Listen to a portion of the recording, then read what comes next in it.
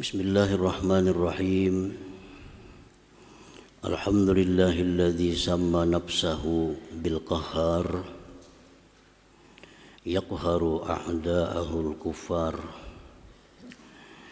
Ashhadu an la ilaha illallah wahdahu la syarika lahu khaliqul jannati wan nar. Wa ashhadu anna sayyidana Muhammadan abduhu wa rasuluhul hadi ila daril qarar.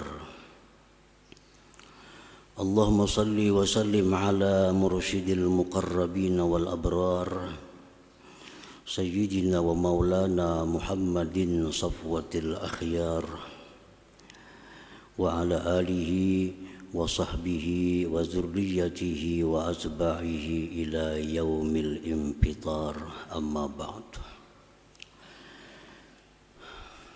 Al-muhtaramun wal mukarramun ma'asyiral habaib wal ulama, para muhibbin, hadirin hadirat rahimakumullah. Puji dan syukur senantiasa kita haturkan kehadirat Allah Subhanahu wa ta'ala, yang mana dengan limpahan anugerahnya, taufik dan hidayahnya, kita pada malam ini kembali bisa berkumpul, bertemu di Masjid Bustanul Muhibbin yang penuh dengan rahmat dan berkah ini. Salawat dan salam atas junjungan kita Nabi besar Muhammad sallallahu alaihi wasallam dan seluruh keluarga, para sahabat dan zurriyat serta pengikut beliau ila yaumil qiyamah. Para muhibbin rahimakumullah, as-sadisa asyar min asma'illah al-husna al-qahhar. Yang ke-16 dari Asmaul Husna adalah Al-Qahhar. Di dalam Al-Quranul Karim banyak disebut nama Allah Al-Qahhar. Di antaranya firman Allah dalam surat Sad, wa ma min ilahin illallah al-wahidul qahhar. Dan di dalam surat yang lain lagi Allah berfirman, limanil mulkul yawma lillah al-wahidil qahhar. Al-Qahhar nama Allah Asmaul Husna yang ke-16. Al-Qahhar huwallazi yaqsimu a'da'ah wa yaqharuhum bil imatati wal idlal. Al-Qahhar itu artinya dialah yang memecahkan musuh-musuhnya, maka dia kalahkan mereka itu dengan dimatikan dan dihinakan. Al-Qahhar, kalau disingkat maknanya yang maha mengalahkan. Jadi siapa saja hendak bertanding lawan Allah pasti akan kalah. Siapa hendak berperang dengan Allah pasti kalah, karena Allah punya nama Al-Qahhar, yang maha mengalahkan. Huwallazi qahara Namruz fa'amatahu bidzubabah dakhalat ra'sah fakanat la tahda'u harakatuha fi ra'sih. Dialah Allah yang bernama Al-Qahhar, yang mengalahkan Namruz. Dia matikan Namruz dengan seekor lalat yang masuk ke kepalanya, Maka lalat itu tidak diam geraknya di kepala Namrud itu. Namrud raja di Irak zaman Nabi Ibrahim alaihissalam. Bukan hanya raja, mengaku Tuhan. Nah, mengaku Tuhan. Allah kalahkan.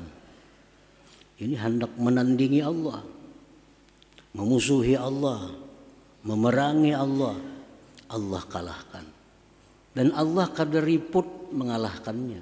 Cukup dengan seekor lalat yang dimasukkan Tuhan ke kepalanya melalui telinga.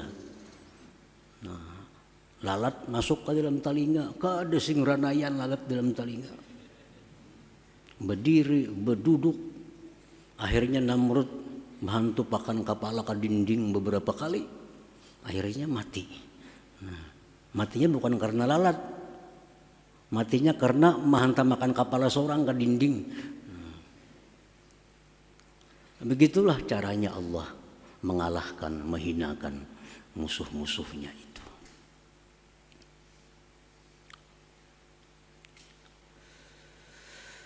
Wa qahara Fir'aun bi'ighraqih. Allah mengalahkan Fir'aun.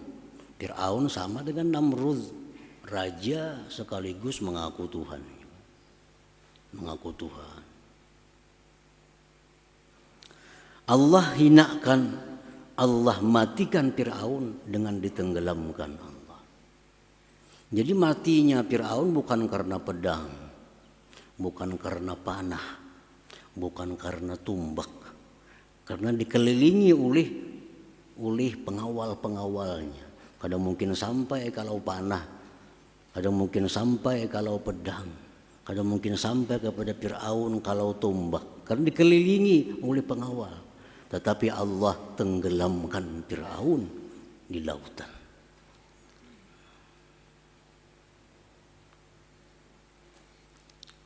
Wa qahara Aba Jahlin biqatlih yauma Badrin. Dan Allah mengalahkan Abu Jahal dengan dibunuhnya Abu Jahal pada perang Badar.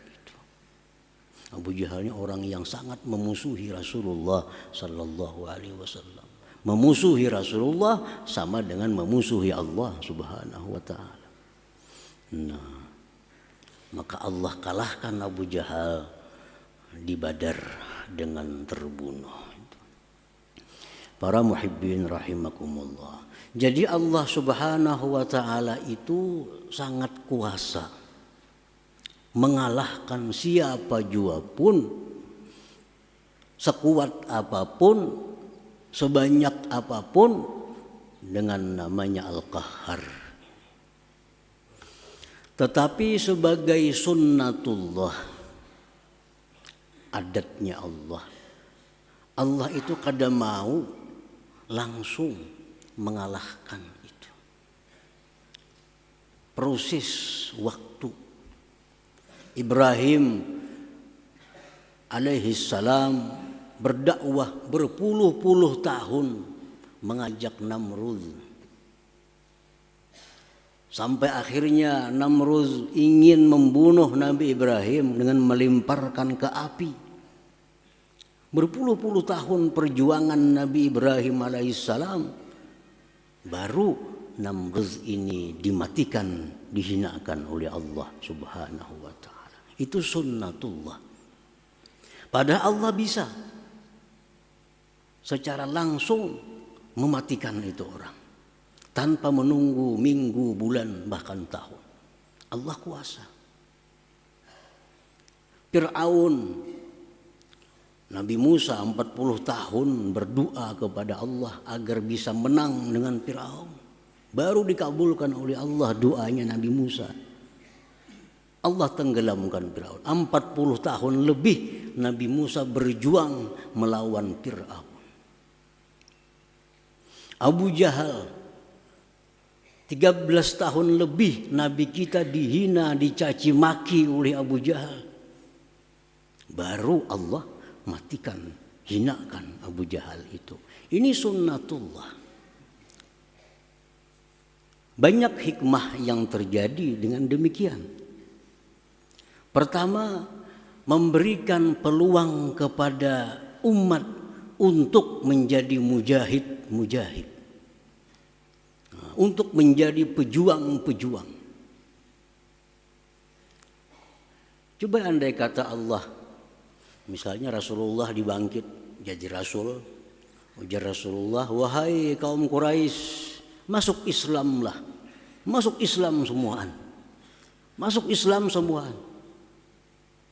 Kada terkenal nama Sayyidina Hamzah sebagai serigalanya Allah. Kada terkenal nama Sayyidina Ali sebagai Saifullah, pedangnya Allah. Karena mereka menentang, mereka mencaci maki puluhan tahun. Nah, disitulah timbulnya para mujahid, orang-orang yang gugur sebagai syahid fisabilillah. Jakanya Allah menampakkan namanya Al-Qahar ini langsung. Begitu ada orang menentang Allah, mati. Siapa menyakiti nabinya, mati. Kada ada mujahid, kada ada syuhada, kada ada orang yang mati syahid. Maka surga untuk orang mati syahid sudah disediakan Allah. Siapa mengisi? Nah, oleh karena Allah memberikan tinggang waktu sekian puluh tahun, sehingga berapa ratus bahkan ribu syuhada-syuhada yang gugur berjuang di jalan Allah Subhanahu wa ta'ala. Bukan Allah kada mampu untuk mengalahkan orang-orang kafir. Palestina berapa tahun dijajah Israel. Nah, dibunuh oleh Israel, diperkosa, dipenjara rakyat Palestina, kaum muslimin dan muslimat. Allah biarkan Israel berbuat sedemikian rupa. Padahal Allah mampu untuk sekaligus melenyapkan Israel di muka bumi itu. Untuk apa? Untuk menimbulkan pejuang-pejuang Palestina. Nah, untuk menimbulkan orang-orang yang syahid dalam perang melawan Israel itu. Mereka inilah yang akan menjadi penghuni surga Allah Subhanahu wa ta'ala.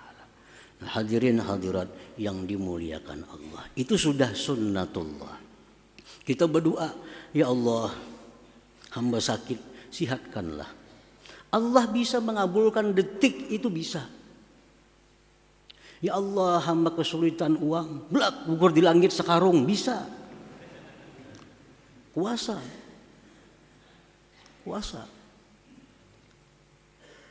Tapi kada terjadi demikian. Perlu proses waktu. Sekian ratus hari berdoa, ya Allah, hamba sakit sembuhkanlah, hamba sakit sembuhkanlah, hamba kesulitan berikan jalan keluar. Bertahun-tahun doa baru dikabulkan Allah Subhanahu wa ta'ala. Untuk apa? Untuk memperbanyak pahala kita, memperbanyak tabungan amal kita di sisi Allah Subhanahu wa ta'ala. Hadirin hadirat yang dimuliakan Allah. Ada seorang hamba yang setiap malam merintih kepada Allah, ya Allah, hamba sakit sembuhkan. Hamba banyak hutang, ya Allah, lunaskan. Bertahun-tahun tiap malam berdoa, kada kelihatan kabul. Tiap malam menangis, merintih kepada Allah. Sampai malaikat, ya Allah, kabulkan pangdoa itu, kasihan berapa tahun dia berdoa. Malaikat sudah mengusul lawan Tuhan. Tiap malam kami mendengar rintihan hamba Engkau sedemikian rupa. Kabulkan. Ya Tuhan, kaina dulu. Kenapa aja malaikat? Aku senang mendengar rintihannya, jar Tuhan. Mau dikabulkannya kadang merintih lagi. Nah, Tuhan ketujuh mendengar rintihannya tuh. Nah, jadi diberikan Tuhan pahala disimpan di surga nantinya. Itu sudah sunnatullah, sudah aturan Allah Subhanahu wa ta'ala. Nah, Al-Qahar ini seperti itu. Allah mengalahkan musuh-musuhnya, tapi bukan langsung. Ada proses waktu, ada perjuangan-perjuangan dari hamba-hambanya yang beriman. Pokoknya orang-orang yang menentang Allah, memusuhi Allah, memerangi Allah, pasti akan kalah. Tinggal menunggu waktu yang ditentukan oleh Allah Subhanahu wa ta'ala. Jangan khawatir, Israel pasti lenyap di muka bumi. Tinggal menunggu waktu. Tinggal menunggu waktu. Orang-orang yang mencaci maki Allah, menghina Rasulullah, bukan kada tahu Allah, bukan kada kuasa melenyapkannya, tapi tunggu waktunya. Allah punya waktu sendiri untuk menggunakan Al-Qahar, namanya yang maha mengalahkan itu. Hadirin hadirat para muhibbin rahimakumullah. Fakullu man haraballah qaharahullahul qahhar. Tiap-tiap orang yang memerangi Allah pasti akan dikalahkan oleh Allah Al-Qahhar. Siapapun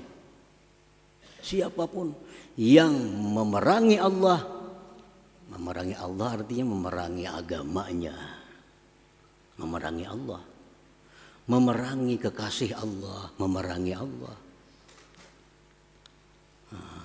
Qaharahullahul qahhar, pasti akan dikalahkan oleh Allah Al-Qahhar. Dan orang-orang yang memerangi Allah, yang memusuhi Allah itu bukan hanya orang kafir, bukan hanya orang musyrik, bukan hanya orang munafik, tetapi kaum muslimin sendiri ada yang dianggap Allah memerangi Allah. Orang Islam sendiri ada yang dianggap Allah memerangi Allah. Walaupun dia ini muslim, tidak merasa, tidak mengaku bahwa dia memerangi Allah, tapi Allah menganggap dia memerangi Allah. Nah, siapa mereka itu? Wa minal muharibin Allah Ta'ala, sebagian atau termasuk orang-orang yang dianggap Allah memerangi Allah Subhanahu wa Ta'ala, akilur riba. Orang-orang yang melakukan praktik riba. Nah, orang-orang yang melakukan praktik riba. Riba. Contohnya riba itu kita berhutang 1 juta, kena bayar 1.200.000, itu riba. Riba. Nah, ini orang dia kadang merasa memerangi Allah. Dia pun kadang mengaku dia memerangi Allah. Tapi Allah dan Rasul menyatakan orang yang melakukan praktik riba itu muharibullah wa rasulih, memerangi Allah dan Rasulnya. Karena Allah menganjurkan kita untuk bersedekah. Allah nyuruh kita untuk memberi makan orang, memperbanyak sosial. Sedangkan riba ini jelas bertolak belakang dengan sedekah, bertolak belakang dengan kasih sayang. Makin hari makin ganal bayarnya, kan jauh dengan kasih sayang. Nah, disitulah dia memerangi dengan Allah Subhanahu wa Ta'ala. Allah Subhanahu wa Ta'ala berfirman, ya ayyuhalladzina amanu taqullaha wa dharu ma baqiya minar riba in kuntum mu'minin fa in lam taf'alu fa'zanu biharbin minallah wa rasulih. Al-Baqarah. Wahai orang-orang yang beriman, takwalah kepada Allah, tinggalkanlah yang tersisa daripada riba. Nah, kita misal mau hutangi orang 1 juta, perjanjian bayar 1.200.000. Begitu turun ayat ini, hentikan itu. Riba ini termasuk praktik mulai zaman dahulu kala. Sebelum zaman Nabi kita sudah ada riba ini, sudah ada. Hentikan. Apabila kalian tidak berhenti, maka perlu kalian tahu bahwa kalian sedang berperang dengan Allah dan Rasulnya. Jadi orang yang melakukan riba itu orang yang berperang dengan Allah dan Rasul. Setiap berperang dengan Allah dan Rasul, pasti Allah yang menang, karena nama Allah Al-Qahhar ini yang maha mengalahkan. Yang maha mengalahkan. Yamhaqullahu riba, Allah akan menghanguskan, melenyapkan, membinasakan riba itu artinya. Jadi kalau kita riba, kita sedang berperang dengan Allah, sedang berperang dengan Rasulullah. Satu saat kita akan kalah, tinggal menunggu waktu yang ditentukan oleh Allah Subhanahu wa ta'ala. Wa minal muharibin Allah mu'adatul awliya illahi ta'ala, termasuk orang yang memerangi Allah, memusuhi Allah, orang-orang yang memusuhi para waliullah. Orang yang memusuhi wali-wali Allah itu dikatakan Rasulullah sebagai orang yang memusuhi Allah, yang berperang dengan Allah Subhanahu wa ta'ala. Itu orang wali dimusuhi. Orang wali dimusuhi, berarti kita sedang memusuhi Allah, sedang berperang dengan Allah. Satu saat kita akan terhina, kita akan kalah. Qala Rasulullah SAW, Rasulullah bersabda, yaqulullah tabarak wa ta'ala, Allah berfirman, man ada li waliyan faqad azantuhu bil harbi, rawahul Bukhari. Barang siapa yang memusuhi waliku, maka ketahuilah bahwa aku berperang dengan dia. Nah, jadi hati-hati memusuhi orang, hati-hati menghinakan orang, hati-hati menyakiti, menzalim orang.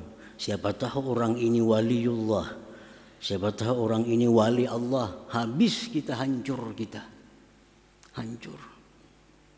Dikalahkan oleh Al-Qahhar, nama Allah Al-Qahhar ini. Para muhibbin rahimakumullah, Imam Muhammad Al-Baqir radhiyallahu anhu berkata, innallaha khaba'a thalasan fi thalasin, khaba'a ridahu bitta'ah bita'atihi fala tahqiranna minat ta'at syai'a fala'alla ridahu fihi, wa khaba'a sukhtahu bima'siyatihi fala tahqiranna minal ma'siyati syai'a fala'alla sukhtahu fihi, wa khaba'a awliya'u fi khalqihi fala tahqiranna ahadan fala'allahu dzalikal wali. Imam Muhammad Al-Baqir berkata, sesungguhnya Allah menyembunyikan 3 perkara di dalam 3 perkara. Yang pertama, Allah menyembunyikan ridhanya di dalam ketaatan. Allah menyembunyikan ridhanya dalam ketaatan. Maka janganlah engkau anggap remeh itu ketaatan walaupun kecil. Barangkali di situ ada ridhanya Allah Subhanahu wa ta'ala. Sedekah 1000 jangan dianggap kecil. Siapa tahu di situ ridha Allah Subhanahu wa ta'ala. Bersedekah 1 miliar, siapa tahu di situ ada ridha Allah Subhanahu wa ta'ala. Jangan menganggap inting sedekah. Jangan menganggap inting perbuatan taat, karena siapa tahu di situ ada keridhaan dari Allah Subhanahu wa ta'ala. Yang kedua, Allah menyembunyikan murkanya dalam maksiat. Allah menyembunyikan murkanya dalam maksiat. Maka jangan kau anggap remeh itu maksiat. Barangkali di situ ada murka Allah Subhanahu wa ta'ala. Maksiat itu walaupun kecil jangan dianggap remeh. Jangan dianggap haja. Dosa kecil haja, jangan bahaja itu, Bang. Apa ini dosa kecil? Habis, itu dosa besar. Jangan tuh dosa kecil aja menganggap remeh dosa. Siapa tahu di situ ada murkanya Allah Subhanahu wa ta'ala. Nah, yang ketiga, Allah menyembunyikan walinya di tengah-tengah makhluknya, maka jangan sekali-kali kau menghinakan seseorang makhluk, barangkali dia waliullah subhanahu wa ta'ala. Wali ini ada yang masyhur, terkenal, orang semuaan tahu pada Sidin itu wali. Itu nyaman aja kita kada wani musuhi Sidin. Kita kada wani musuhi Sidin, terkenal orang tuh wali. Tapi yang terbanyak itu wali ini mastur, tertutup. Hanya Allah dan dia yang tahu bahwa kekasih Allah. Tersembunyi. Pergaulannya seperti masyarakat biasa. Dia berdagang, dia jadi buruh, dia jadi petani. Padahal ini waliullah. Padahal ini waliullah. Jadi jangan sekali-kali kita menghinakan seseorang. Siapa tahu itu waliullah. Kalau kita menghinakan waliullah, kita berperang dengan Allah subhanahu wa ta'ala. Kita akan kalah, kita akan terhina.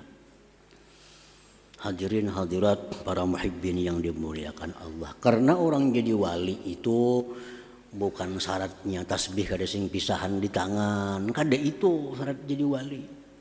Orang syarat jadi wali itu bukan bersurban bebulang, bukan itu syarat jadi wali. Berjubah, bukan itu. Salah satu syarat jadi wali itu adalah salamatus sudur, selamatnya hati, min kasmin iradati syarr, daripada menghendaki kejahatan terhadap kaum muslimin.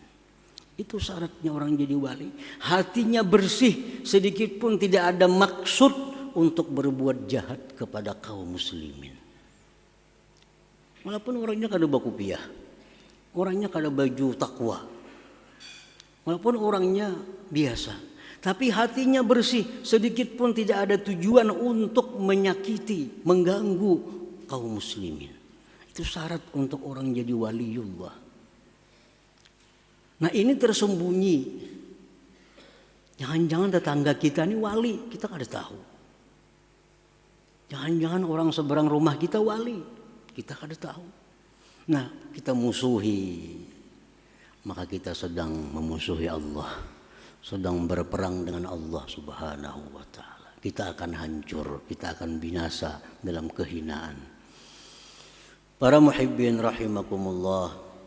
Qala Syekh Ibnu Hajar al-Haytami, muharabatullah ta'ala la tuzkaru illa fi akhir riba wa mu'adatil awliya wa man 'adahu Allah la yufrihu abada bal la budda min ayyamuta 'alal kufur.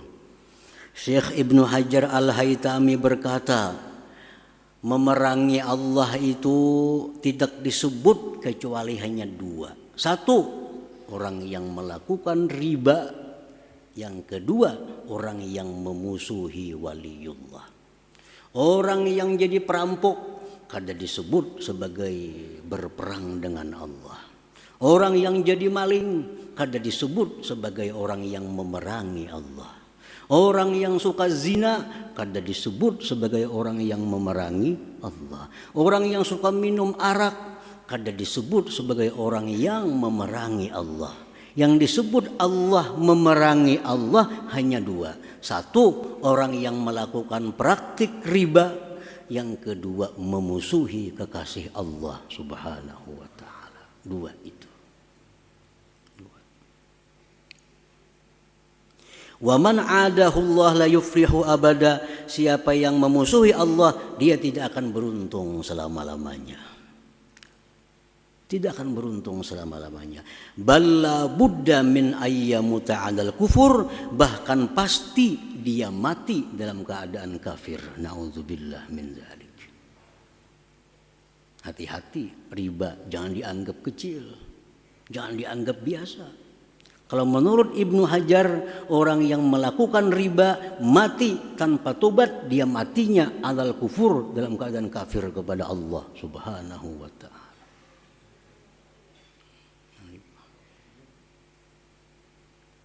Orang memusuhi para waliullah, kada tubat-tubat mati, matinya 'alal kufur, mati dalam keadaan kada membawa iman. Nauzubillah min dzalik.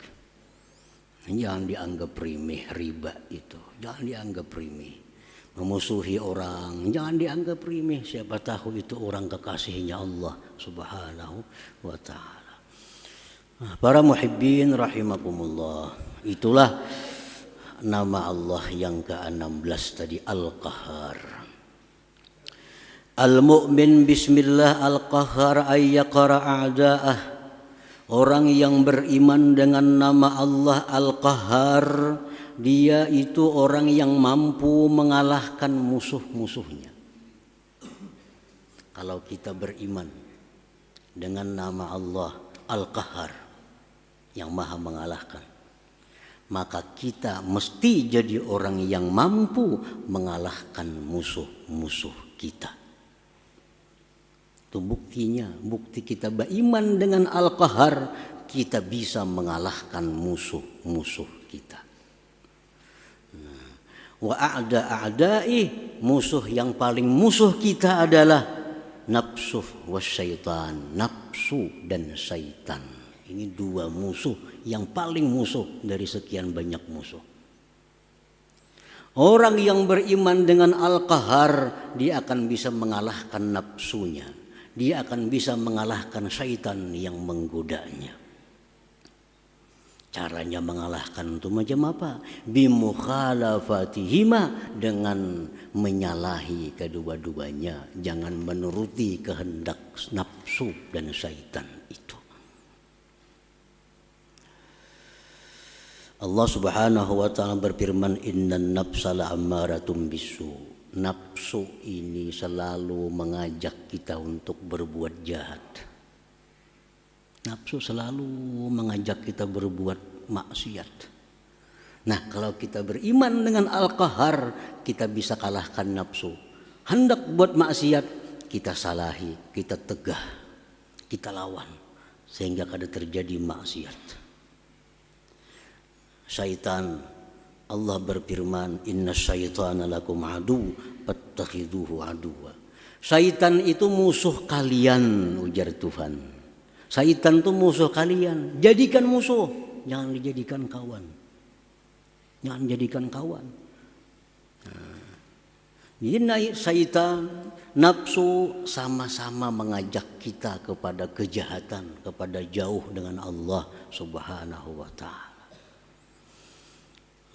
Para ulama menjelaskan untuk mengetahui ini maksiat nih, hendak maksiat nih, apakah dari syaitan atau nafsu. Hati hendak berbuat maksiat, ini bisa ajakan nafsu, bisa ajakan syaitan. Caranya mengetahui apakah ini ajakan syaitan atau ajakan nafsu. Apabila timbul kita keinginan untuk maksiat, bawa berzikir, la ilaha illallah, astaghfirullah. Kenapa hendak maksiat? La ilaha illallah. Kalau berhenti hendak maksiat, berarti yang tadi dari syaitan. Karena syaitan mundur kalau kita zikir kepada Allah Subhanahu wa ta'ala. Tapi bila dibawa zikir, kada hilang, bertambah. Hendak berbuat maksiat, la ilaha illallah. Kenapa hati hendak buat maksiat? Astagfirullah, tetap. Berarti dari nafsu itu. Itu dari nafsu. Nafsu lebih sulit dikalahkan daripada syaitan. Kenapa? Karena syaitan hilang datang. Kalau nafsu bertunggu 24 jam dalam tubuh kita. Bertunggu. Lebih sulit. Syaitan bisa hilang, bawa berzikir hilang, lupa datang lagi. Bawa berzikir hilang lagi, hampir berzikir datang lagi. Itu syaitan. Kalau nafsu baca Quran, ada jadi masalah dalam diri kita. Nah, jadi mengalahkan nafsu ini lebih sulit daripada mengalahkan syaitan. Apabila kita beriman dengan nama Allah Al-Qahhar, benar-benar beriman, tidak akan sulit untuk mengalahkan nafsu yang mengajak kepada maksiat. Tidak akan sulit mengalahkan syaitan yang membawa kita kepada perkara munkar yang dilarang oleh Allah Subhanahu wa ta'ala. para muhibbin, mudah-mudahan Allah memberikan kita kekuatan, memberikan taufik dan hidayah kepada kita sampai akhir hayat kita. Wallahul hadi ila siratal mustaqim ila hadratin Nabi sallallahu alaihi wasallam. Al-Fatihah. Iyyaka na'budu wa iyyaka nasta'in.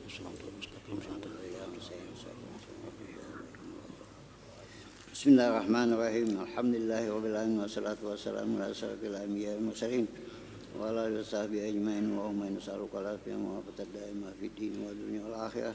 Allahumma salli ala sayyidina Muhammad salatan tunjina biha min jamil ahwal wal afat wa qbil lana biha min jamil hajat wa takhunna bi sayyi'at wa tawbana biha ala darajat wa tuballighuna bi asratin khair fil hayati wa ba'dal mamat. Allahumma inna nas'aluka al-huda wa at-tuqa wal afafa wa ghina. Allahumma inna nas'aluka al-dahra fi dini wa dunya wal akhirah. Allahumma inna nas'aluka at-taubat wa taufiq wa hidayah wal istiqamah wal husnul hatimah. Rabbana taqabbal minna innaka antas samiul alim wa tub alaina innaka antat tawwabur rahim. Rabbana atina fid dunya hasanah wa fil akhirati hasanah wa qina adzabannar.